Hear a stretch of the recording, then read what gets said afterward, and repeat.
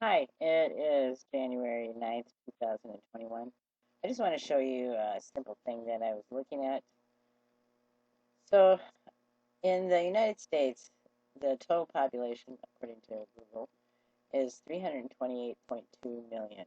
That's from 2019. Okay, so then on this CDC COVID data tracker, it shows that the total amount of COVID-19 cases in the United States since January 21st, 2020 was 21,853 and 491. Right, I'm not saying that right. 21,853,491. And the total deaths were 367,652.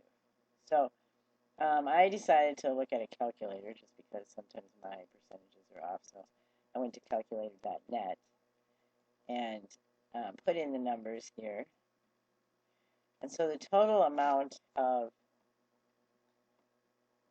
this is the total amount of deaths in the United States. And it's what percentage of the total amount of people. And here is the number. So the total amount of deaths is 0.1120. So normally you'd stop right there, even making it 0.1% of the total population has died of COVID, as per the CDC. And so then I also decided to calculate the total number of people that were tested positive. Oh, it's not going to work on there. So the total number of people that have tested positive, being 21,853,491, is 6%, or actually you could say 7% of the total number of people in the United States, which is 328,200,000. So 7% of the population got COVID, tested positive for COVID, and out of the number of people that um, died compared to the number that got it, that was 1.682. So technically, I would call it 1.7 out of the total number of people that died, or that's the total number of people that died out of the total number of people that tested positive. And in the whole United States, oh, that's what I showed you right here, that the result of the percentage of people that died in the whole United States is 0.1. And I think I calculated up here. Yeah, I told you that too. The total number that tested positive was like 7%. So for everybody that's still feeling really paranoid about COVID, those are actually really low numbers still, in um, my opinion. And I know that we are really hit with it a lot from the media and everything. But, look at this number. 0.1% of the population in the United States has actually died of COVID since January 20th. Wait, what did that date say? Sorry. Since January 21st, 2020. So they're making it look really freaky. It's really not that freaky. And we could compare it to other data, which I should try. But I don't think I know how to stop it.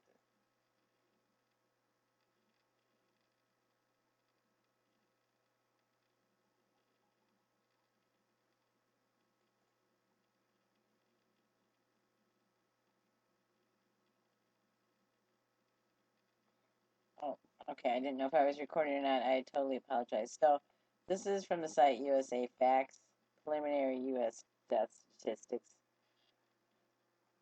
So let's go down here because it says somewhere here. While death certificates from the last 8 weeks of 2020 and more are still being processed, over 334 more people died in 2020 than in all of 2019. Okay, so it says, whoops, in 2019, why do we have that on there? 2,854,838 Americans died. But where is the 2020? Well, due to a lag time in reporting, official data on 2020 deaths will likely not be released until late 2021 or early 2022. Okay, so far, they want to make sure that you understand that 350,000 Americans have died of COVID-19. They want to show you that. But overall, 3,187,000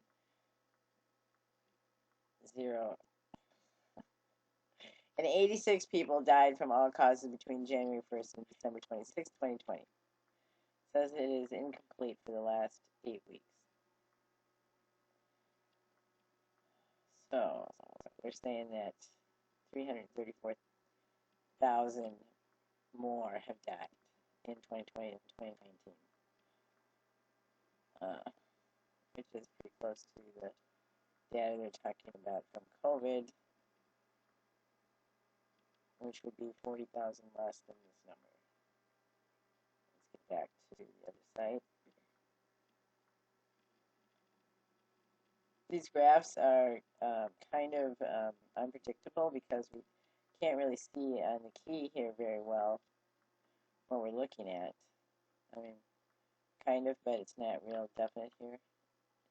Except for it does have this interactiveness, so you can play with it a little. I don't think it's very clear though.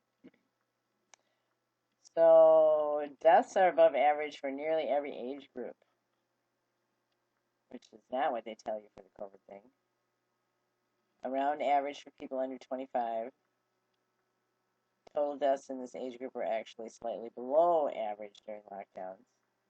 This may be because travel was down, perhaps reducing the leading cause of death for this age group, which is traveling. Oh, interesting, isn't it?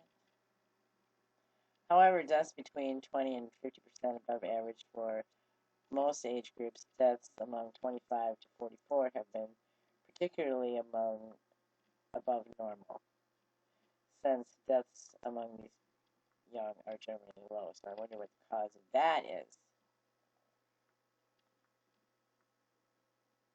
Okay. COVID-19 was the third leading cause of death after heart disease and cancer. Heart disease killed basically double of that, 661,000. Cancer also almost double of that, 580,000.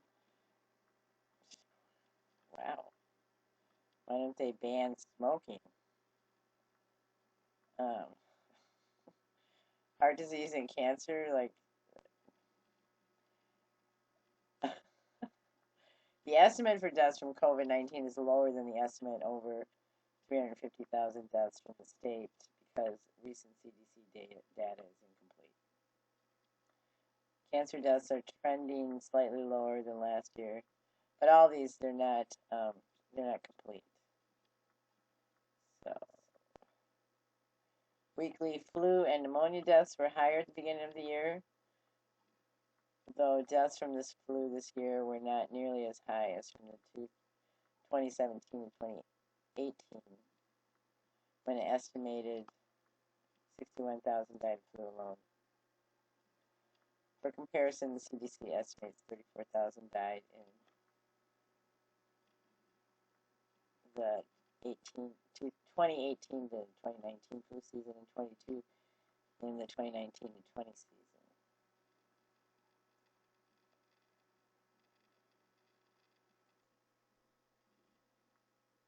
This is also from the CDC, Chronic Diseases in America, and I don't have it all on the screen. I'll move down a little and read you what it says.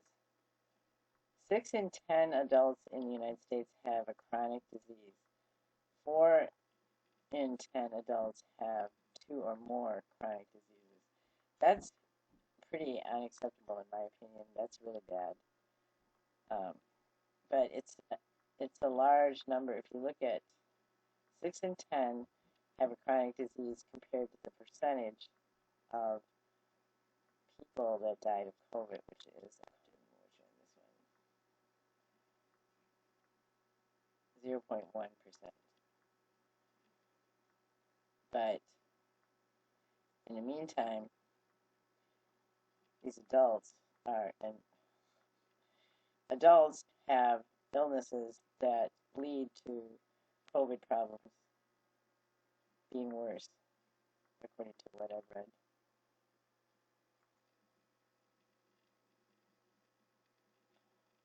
So here's the answer from MayoClinic.org.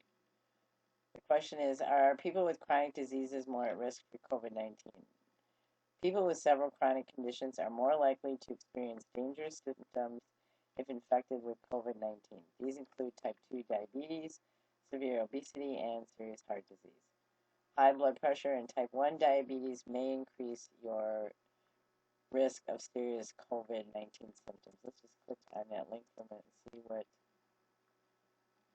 they have there. I haven't looked at this yet. So they're repeating the same thing here.